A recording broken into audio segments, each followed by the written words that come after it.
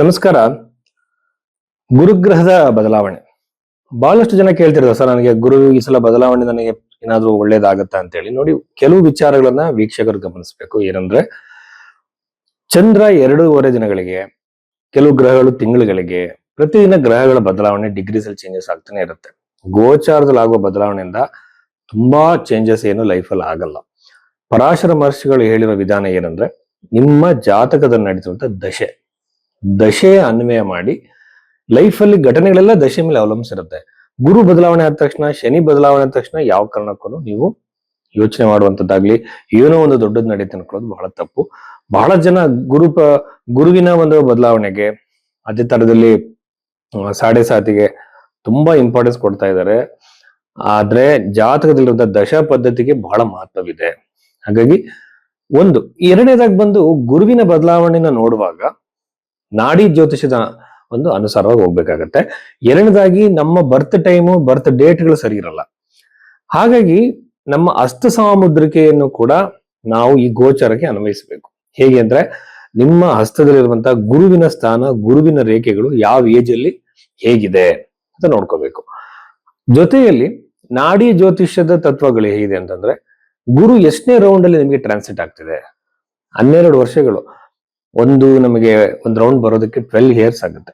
For example, ನೀವು ಹುಟ್ಟಿರುವಂತ ರಾಶಿ ಮೇಷರಾಶಿ ಆದ್ರೆ, ಮೇಷರಾಶಿಯಿಂದ ಅದು ಮತ್ತೆ ಮೇಷರಾಶಿ ಬರೋದಕ್ಕೆ 12 ವರ್ಷಗಳು ಬೇಕು. ಇದು ನಿಮ್ಗೆ ಫಾರ್ ಎಕ್ಸಾಂಪಲ್ ನಿಮ್ಗೊಂದು 36 ಇಯರ್ಸ್ ಅಂದ್ರೆ 3ನೇ ರೌಂಡ್ ನ ಬಿಟ್ಟು 4ನೇ ರೌಂಡ್ಗೆ ಹೋಗ್ತಿರುವಂತದ್ದು. ಆ ರೌಂಡ್ಗಳು ಎರಡನೇದಾಗಿ ಬಂದು ದಶೆ, ಆಮೇಲೆ ಹಸ್ತರೇಖೆಗಳಿರುವಂತ ಗೆರೆಗಳು. ಇದನ್ನ ನೋಡಿ ಗುರುಗ್ರಹ ನಿಮಗೆ ಏನು ಕೊಡುತ್ತೆ ಅಂತ ಹೇಳ್ಬೋದು. ಸುಮ್ನೆ ಗುರು ಬದಲಾವಣೆ ಆಗ್ತಿದೆ, ಈ ರಾಶಿಗಳಿದ್ದು ಸರ್ ಮೀನ ರಾಶಿ ಬಹಳ ಒಳ್ಳೇದಂತ ಹೇಳಿದ್ರೆ ಹಾಗಲ್ಲ. ನಿಮ್ಮ ಲಗ್ನದಿಂದನೇ ನಿಮ್ಮ ಜ್ಯೋತಿಷ್ಯವನ್ನ ನೋಡ್ಬೇಕು. ರಾಶಿಯಲ್ಲಿ ಲಕ್ಷಾಂತರ ಜನ ಹುಟ್ಟಿರ್ತಾರೆ, ನಕ್ಷತ್ರದಲ್ಲಿ ಅದೇ ನಕ್ಷತ್ರ ಲಕ್ಷಾಂತರ ಜನ ಇರ್ತಾರೆ. ಲಗ್ನದಲ್ಲಿ ಡಿಗ್ರಿ ವೈಸು ಬಹಳ ಕಷ್ಟ, ಕಡಿಮೆ ಬರ್ತುಗಳಾಗಿರುತ್ತೆ. ಅದ್ರಲ್ಲಿ ಷಷ್ಠ್ಯಾಂಶ ಅಂತೆಲ್ಲ ಹೇಳ್ತಾರೆ. ಈಗ ವಿಚಾರ ಏನಂದ್ರೆ, ಕೇವಲ ಗುರುವಿನ ಗೋಚಾರರು ತಲೆ ಕೆಡಿಸ್ಕೊಳ್ಳುವಂತ ಅಗತ್ಯ ಇಲ್ಲ. ಆದ್ರೂ ಸಹ ನಾಡಿ ಜ್ಯೋತಿಷ್ಯದಲ್ಲಿ ಕೆಲವು ಇಂಪಾರ್ಟೆಂಟ್ ವಿಚಾರಗಳನ್ನ ಹೇಳಿದ್ದಾರೆ. ಹಾಗಂತೇಳಿ ಕಂಪ್ಲೀಟ್ ಎಲ್ಲ ಭವಿಷ್ಯ ಕೂಡ ಗುರುವಿನ ಬದಲಾವಣೆಯಿಂದ ಆಗಲ್ಲ. ಆ ಬಗ್ಗೆ ನಾವು ನೋಡಿದಾಗ ಯಾವ ತರದ ಪರಿಣಾಮಗಳು ಯಾವ ರಾಶಿಗಳ ಮೇಲಿರುತ್ತೆ ಅಂತ ಜನರಲ್ ಇಂಡಿಕೇಶನ್ಸ್ ಮಾತ್ರ ನಾವು ಮಾತಾಡೋಣ. ಸೊ ಆ ಬಗೆಯಲ್ಲಿ ಈ ಸಲ ನಾವು ರಾಶಿ ಫಲಗಳನ್ನ ನೋಡೋಣ. ಧನಸ್ಸು ರಾಶಿ 2026 ಈ ಜೂನ್ ತಿಂಗಳಿನಲ್ಲಿ ಗುರುಗ್ರಹದ ಬದಲಾವಣೆಯಿಂದ ಧನಸ್ಸು ರಾಶಿಯ ಮೇಲೆ ಆಗುವ ಪರಿಣಾಮಗಳು ಏನಂದ್ರೆ, ರಾಶ್ಯಾಧಿಪತಿ ಆಗಿರುವಂತ ಗ್ರಹ ಅಷ್ಟಮದಲ್ಲಿ ಗೋಚಾರದಲ್ಲಿ ಹೋಗುವಂಥದ್ದು ಯೂಶುವಲ್ ಆಗಿ ಒಳ್ಳೇದಲ್ಲ. ಧನುಸು ರಾಶಿಗೆ ಕೆಟ್ಟದಾಗುತ್ತೆ. ನೆಗೆಟಿವ್ ಆಗಿರುವಂತ ಘಟನೆಗಳನ್ನು ನೋಡ್ತೀರಾ. ಸಡನ್ ಚೇಂಜಸ್ ಇರುತ್ತೆ. ಯೂಶುವಲ್ ಆಗಿ ಪ್ರಾಪರ್ಟಿ ರಿಲೇಟೆಡ್ ಡಿಸ್ಪ್ಯೂಟ್ಗಳು, ಸಡನ್ ಆಗಿ ಮನೆ ಬದಲಾವಣೆ ಮಾಡಿ ಆಗುವಂಥದ್ದು. ಕೆಲವರು ತುಂಬಾ ವರ್ಷಗಳಿಂದ ಮನೇಲಿ ಇರ್ತಾರೆ, ಖಾಲಿ ಮಾಡಿ ಅಂದ್ಬಿಡ್ತಾರೆ.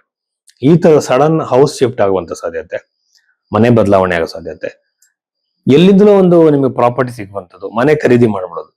ಯಾವ್ದೋ ಒಂದು ಕಾರಣಕ್ಕೆ ಯಾವ್ದೋ ಬೇರೆ ಕೆಲ್ಸಕ್ಕೆ ಹೋದ್ರಿ, ಅಲ್ಲಿ ಯಾವ್ದೋ ಪ್ರಾಪರ್ಟಿ ಇಷ್ಟ ಆಯ್ತು, ಸಡನ್ ಆಗಿ ಅದನ್ನ ತಗೊಂಡ್ಬಿಟ್ರಿ, ಅಡ್ವಾನ್ಸ್ ಮಾಡಿದ್ರಿ. ಈ ಪಾಸಿಬಿಲಿಟೀಸ್ ಎಲ್ಲ ಧನುಸು ರಾಶಿಯವರಿಗೆ ಇದೆ. ಬಟ್ ಆರೋಗ್ಯದ ವಿಚಾರದ ಕೇರ್ಫುಲ್ ಆಗಿರಿ. ಸಮಸ್ಯೆಗಳು, ಹೊಟ್ಟೆ ನೋವು, ಗ್ಯಾಸ್ಟ್ರೈಟಿಸ್ ತರ, ಅಲ್ಸರ್ ತರ ಸಮಸ್ಯೆಗಳನ್ನ ನೀವು ಅನುಭವಿಸ್ಬೇಕಾಗತ್ತೆ. ಜಾಗ್ರತೆಯಿಂದ ಇರಬೇಕು. ಊಟದ ವಿಚಾರದಲ್ಲಿ ಬಹಳ ಕಟ್ಟುನಿಟ್ಟಾಗಿರ್ಬೇಕು. ಯಾಕಂದ್ರೆ ಊಟ ಬಲ್ಲವನಿಗೆ ರೋಗವಿಲ್ಲ ಅಂತಾರಲ್ಲ, ಹಾಗೆ ಊಟದ ವಿಚಾರದಲ್ಲಿ ಮನಸ್ಸನ್ನ ಮೈ ಮರೆಯುವಂತ ಸಾಧ್ಯತೆ ಧನುಸು ರಾಶಿಯವರಿಗೆ ಆಗಿರೋದ್ರಿಂದ ಜಾಗ್ರತೆಯಿಂದ ಇರಿ. ಅಲ್ಲಿಂದ ಇದು ಮೀನರಾಶಿಯನ್ನ ಗಮನಿಸೋದ್ರಿಂದ ಪ್ರಾಪರ್ಟಿ ಡಿಸ್ಪ್ಯೂಟ್ಸ್ ಕ್ಲಿಯರ್ ಆಗೋದು, ಪ್ರಾಪರ್ಟಿ ಮಾಡುವಂಥದ್ದು, ಪ್ರಾಪರ್ಟಿ ಮಾರುವಂಥದ್ದು, ಇವೆಲ್ಲ ನಿಮಗೆ ಚೇಂಜಸ್ಗಳು ಈ ರಾಶಿಯಲ್ಲಿ ಜನಿಸಿದಂಥವ್ರಿಗೆ ಸಿಗತ್ತೆ. 12ನೇ ಮನೆಯನ್ನ ವೀಕ್ಷಣೆ ಮಾಡುತ್ತೆ. ಇದು ನಿಮಗೆ ಆರೋಗ್ಯದಲ್ಲಿ ಸುಧಾರಣೆ, ಆಧ್ಯಾತ್ಮಿಕ ವಿಚಾರಗಳಲ್ಲಿ ಆಲೋಚನೆಗಳು, ಧ್ಯಾನವನ್ನ ನೀವು ಕಲಿಯುವಂಥದ್ದು, ವಿದೇಶಕ್ಕೆ ಹೋಗುವಂಥದ್ದು, ವಿದೇಶದಲ್ಲಿ ನೀವು ಹೋಗಿ ಅಲ್ಲಿ ಕೆಲಸ ಮಾಡುವಂಥದ್ದು, ಮ್ಯಾಕ್ಸಿಮಮ್ ಪಾಸಿಬಿಲಿಟೀಸ್ ಎಲ್ಲ ಇರುತ್ತೆ. ಹಣ ವ್ಯರ್ಥವಾಗ್ತಿರುತ್ತೆ, ಅದು ಸರಿಯಾಗುತ್ತೆ ಗುರುಗ್ರಹ ಅಲ್ಲಿ ನೋಡಿದಾಗ. ಇನ್ನ ವೈವಾಹಿಕ ಜೀವನದಲ್ಲಿ ವಿವಾಹಕ್ಕೆ ಕಾಲಿಡ್ತಿರುವಂತವ್ರು ಅಂತ ಅನುಕೂಲ ಏನ್ ಕಾಣ್ತಾ ಇಲ್ಲ ವಿವಾಹ ಜೀವನಕ್ಕೆ. ಬಟ್ ಮ್ಯಾರಿಟಲ್ ಡಿಸ್ಪ್ಯೂಟ್ಸ್ ಸರಿಯಾಗುತ್ತೆ. ತವರು ಮನೆಯಿಂದ ಏನೋ ತೊಂದರೆಗಳಾಗಿ ಗಂಡ ಹೆಂಡತಿ ದೂರ ಆಗಿದ್ದು ಸರಿಯಾಗುತ್ತೆ.